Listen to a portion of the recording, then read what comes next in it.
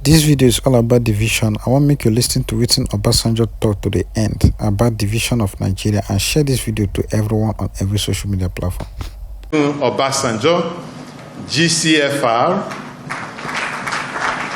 PhD at the age of 70, for some of us who don't have the PhD yet. 80, sorry.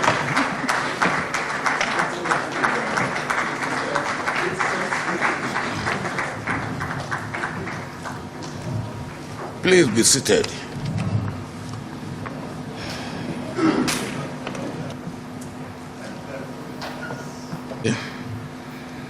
And for trying to reduce my age, because I got my PhD at the age of 80. I don't know. And you reduce it to the age of 70. When I came here this morning, and I couldn't jump out of the car the way I used to jump out of the car,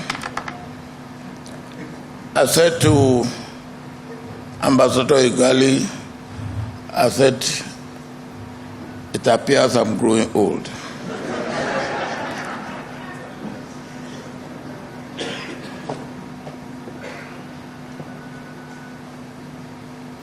Distinguished ladies and gentlemen, it is simply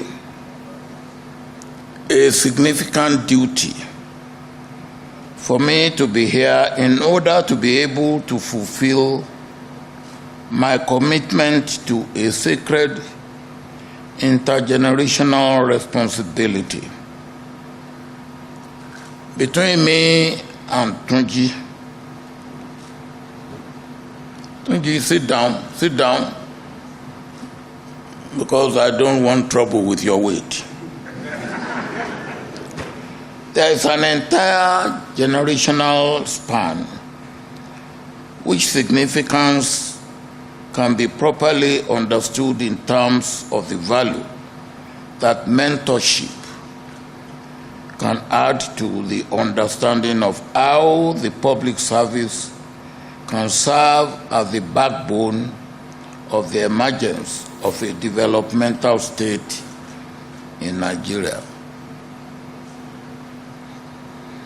Tunji has been courageously forging ahead as an expert insider bureaucrat through the trenches of sustained administrative reforms of the Nigerian state since 1988, and most especially between 1999 and 2007, when the administration I led in my second incarnation was on the saddle. My deep insight about the operational logic of the bureaucracy derives first from my military background. And by the time I resumed as president in a democratic dispensation in 1999, I was already convinced from my rich experience in governance about the great benefits a focused government could derive from a capability-ready and professionalized civil service deployed to the imperatives of democratic governance. And so it became axiomatic for me that once I could get the reform of the public service right, the job of achieving good governance was already half done. It was therefore easy for me to set the task of achieving a deep-seated systemic change and reorientation in place by first allowing the civil service to jumpstart its own self-introspection on how the public service reform strategy could be crafted. One of the first things, and I think some of you who are here will remember, one of the first things that I did was to organize a week-long seminar for senior civil servants within the first week of my coming into office. It was unusual, and to some civil servants also unwelcome. For me, we must all be reform conscious and sensitive for the government I wanted to lead. Professor Adebayo Adedeji of Economic Commission for Africa, ECA, prepared the program and led the seminar. And I was present for most of the program. After 1 week, the senior civil servants will come back to say that, I quote, "We are now in a new way of doing business." And we were then all geared to move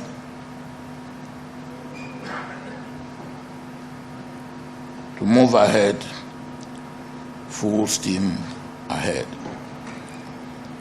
It was in the heat of this whole process that Professors Adebayo Adedeji and Akin Mabogunje brought to my knowledge the presence of a young and knowledgeable expert bureaucrat in the Federal Ministry of Education with a portfolio of experience and research understanding of public service reform and policy professionalism, which could add immense value to our reform program.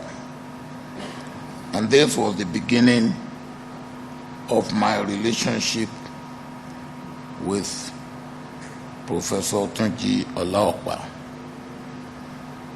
starting with the deployment of his expertise, which made a world of difference in the reform program of my administration, especially in the formulation of the national strategy for public service reform, as the chairman referred to. And it is not surprising that he went on to reach the zenith of his professional career as a permanent secretary. I was following his career even when I was out of office. Unfortunately, it is still very difficult, despite the numerous efforts put into rehabilitating the public service, to get the system into a capability readiness that will transform it into a world-class institution that backstop the effort of an incoming administration. And this is where Professor Laqua's intellectual memoir, The Ending Quest for Reform, not only takes the discourse on documenting professional experience to a new level, but also furnishes an entire generation of civil and public servants with a package of ideas, models, and paradigms by which to comprehend the reform framework of the Nigerian public service. My key takeaway from the memoir is the admixture of precise diagnosis of Nigeria's administrative predicament and the meticulous analysis of what needs to be done. I am particularly attentive to the productivity paradigm that underlies the imperative of performance management. The workforce need to become efficient. And lastly, no one can miss the abundant and patriotic optimism that flows from the entire memoir. Faith in the omnipotent power of God and hope that Nigeria can indeed be transformed. Let me digress a little bit here. Part of transformation that the chairman of this occasion didn't mention was what he and I undertook to transform the militants in the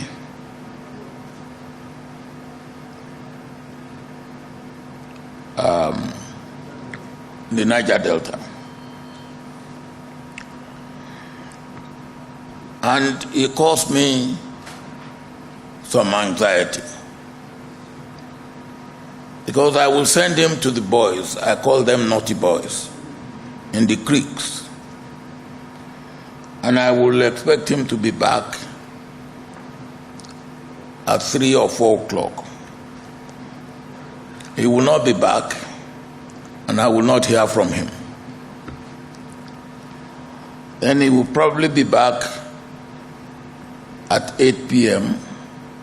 or even sometime the following day. And I will say what happened. That he was arrested and he was told to go to Obasanjo and bring money. And he will say Obasanjo has no money. And then they will say you will be here until Obasanjo can send us money. And Obasanjo will not send money. And after they have abused him, at times even beat him up, then they will go back, they will say go back to Obasanjo and tell him that he should send us money.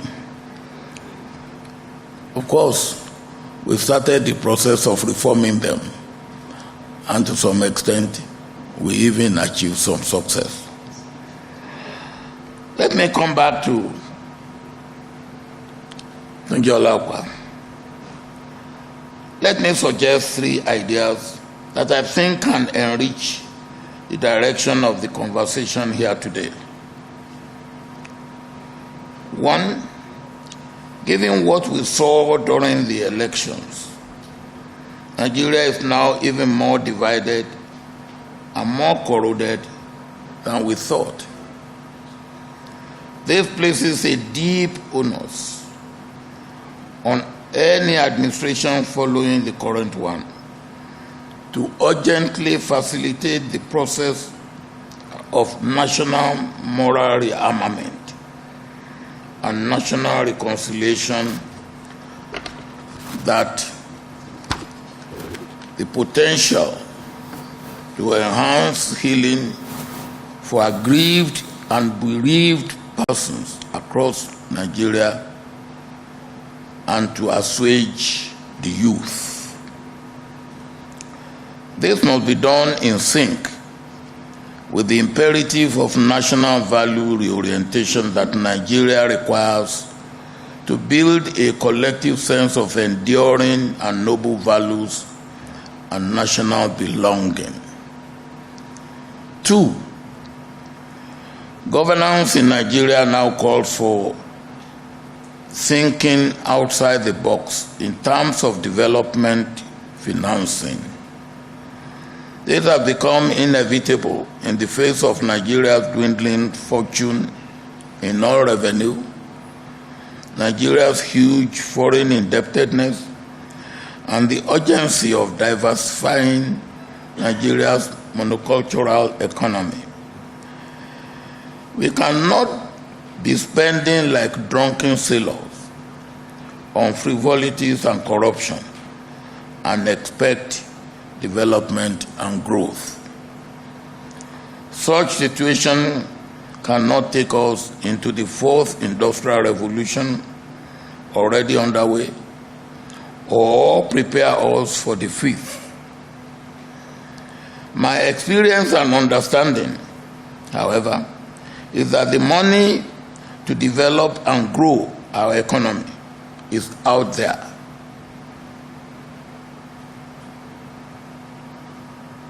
If we provide conducive environment for it to come and stay. 3, political will, political action, and administrative efforts must be invested on reforming the public service into a capability-ready institution that could enable Nigeria's development agenda. All these and more are necessary to correct and not to repeat the sickening and painful show of shame which the elections of 2023 generated into. Let me conclude by stating clearly that I am now too old to keep quiet and watch Nigeria seemingly clueless lurch into a dystopia. All efforts are now required from all well-meaning and committed patriots to rescue the nation from the precipice. And when I look at the audience, I have a feeling that among the people who can do it and who must do it are some of you here. And that becomes my own personal obligation to continue in my relentless service as letterman, dedicated in my twilight years to saying the truth as I see it, so as to push Nigeria in the direction of our collective aspirations. And what is our collective aspiration? Or what are our collective aspirations? A better society where all Nigerians can become what the Almighty God has destined them to be. At times like this, some of us have to adopt the attitude of being known to be blind and not being afraid of the dark. But we must continually work for the light for all. Once again, I congratulate you, Tunji, for your continuing labor on behalf of the Nigerian public service, and most importantly, for adding this significant intellectual memoir to your huge corpus of publications and to the annals of administrative reforms in Nigeria at a defining and auspicious moment like this. This memoir must find its way into all federal and state ministries, as well as the national libraries in Nigeria. Of course, it must become one item in the fundamental reading list for all serious-minded Nigerian development workers, public managers, policymakers, development theorists and planners, and administrative scholars. I want to sincerely appreciate Patrick. Where is he? Oh, it's when I call you, you are going to the chairman. Listen to me. I say I want to sincerely appreciate you and next year and Ibadan School of Government and Public Policy for putting this event together. I really appreciate your effort. And for inviting me to participate, even though I'm getting old. May God bless you all and bless the Federal Republic of Nigeria. According to the speech wey Obasanjo grant, Nigeria don dey divided more than before, which was the same thing wey Nnamdi Kanu dey talk, wey dey carry am go put prison.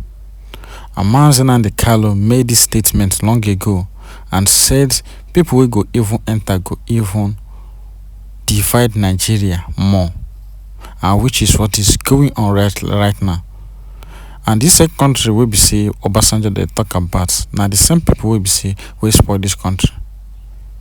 In a situation wey be say them wey dey in power, they try to enjoy themselves, they try to make their own family better. They forget people wey be say they rule.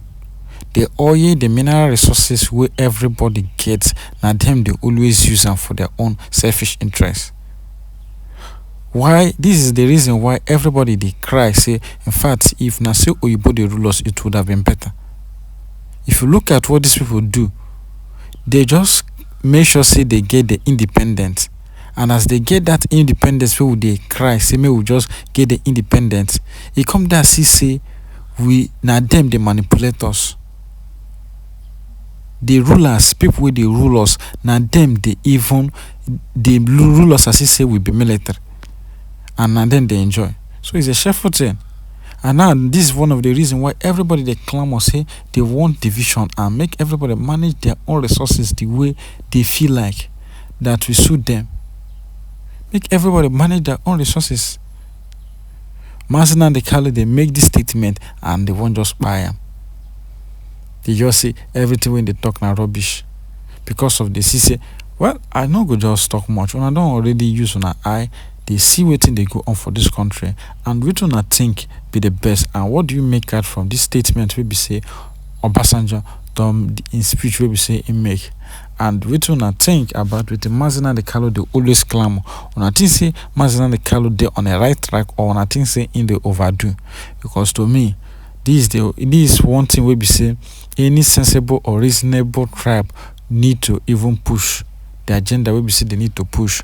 Because if they know they favor your tribe, why will you still stay in the same country where we say they marginalize you? I'm not going to just talk much. Share your thoughts at the comment section. Don't forget to click the subscribe button for more updates.